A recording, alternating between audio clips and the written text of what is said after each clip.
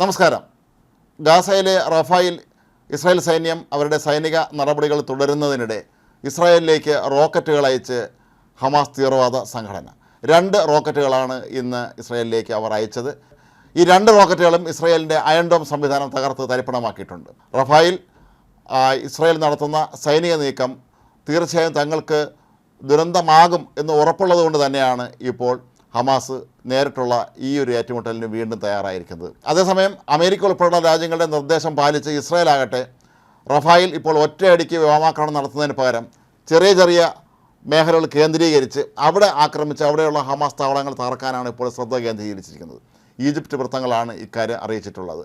അല്ലാതെ ശക്തമായ തോതിൽ ആക്രമണം നടത്തി നിരവധി പേർ കൊല്ലപ്പെടുകയാണെങ്കിൽ അതിൻ്റെ ഉത്തരവാദിത്വം സ്വാഭാവികമായും ഇസ്രായേലിൻ്റെ തലയിൽ വന്നുപെടും.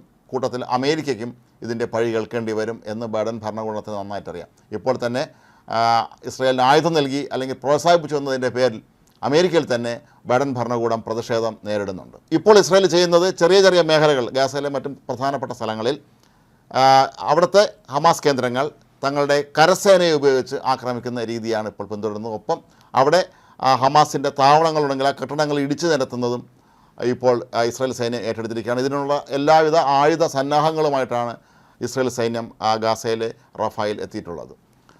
യാഹ്യ സിൻവർ ഉൾപ്പെടെയുള്ള പ്രധാനപ്പെട്ട ഹമാസിൻ്റെ നേതാക്കളൊക്കെ തന്നെ ഒളിവിൽ കഴിയുന്നത് റഫായിലും ഖാൻ യൂനിസിലുമൊക്കെ ആണ് എന്ന് വളരെ വ്യക്തമായ തെളിവുകൾ നേരത്തെയും ഇസ്രായേൽ സൈന്യത്തിന് ലഭിച്ചിരുന്നു. അതുകൊണ്ട് തന്നെയാണ് ഇത്തരത്തിലുള്ള ഒരു കരസേനയെ ഉപയോഗിച്ചുള്ള വീട് തോറും അല്ലെങ്കിൽ കെട്ടിടങ്ങൾ തോറും പരിശോധന നടത്തി ഈ തീവ്രവാദികളെ പിടികൂടുക എന്ന നയം ഇപ്പോൾ സ്വീകരിച്ചിരിക്കുന്നത്. ഹമാസിനും ഹിസ്ബുള്ളയ്ക്കും നന്നായിട്ടറിയാം ഇസ്രായേലിൻ്റെ സൈനിക ശക്തിയെക്കുറിച്ച്. അതുകൊണ്ടായിരിക്കാം ഒരുപക്ഷെ നിഷ്ഫലമാണ് എന്ന് അറിഞ്ഞിട്ട് പോലും ഇപ്പോഴും ഹിസ്ബുള്ളയും ഹമാസുമൊക്കെ തന്നെ ഇസ്രായേലിലേക്ക് റോക്കറ്റ് ആക്രമണം, മിസൈൽ ആക്രമണം എല്ലാം തന്നെ നടത്തുന്നത്.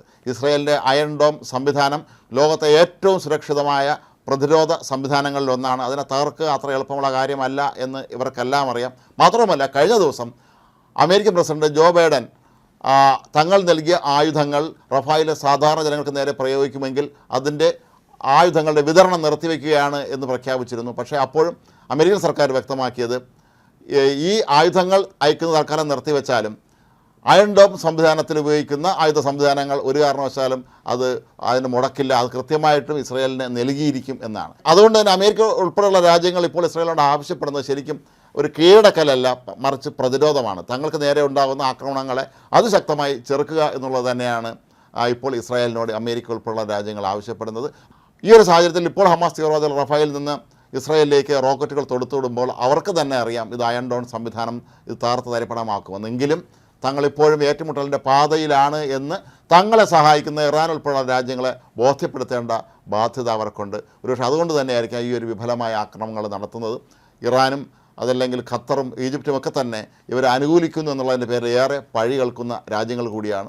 അതുകൊണ്ടായിരിക്കാം ഒരുപക്ഷെ ഖത്തറിൽ കഴിയുന്ന ഹമാസിൻ്റെ പ്രധാനപ്പെട്ട നേതാക്കളെയൊക്കെ തന്നെ പുറത്താക്കാൻ അവിടെ ഇപ്പോൾ വ്യാപകമായ നീക്കം നടക്കുന്നത്.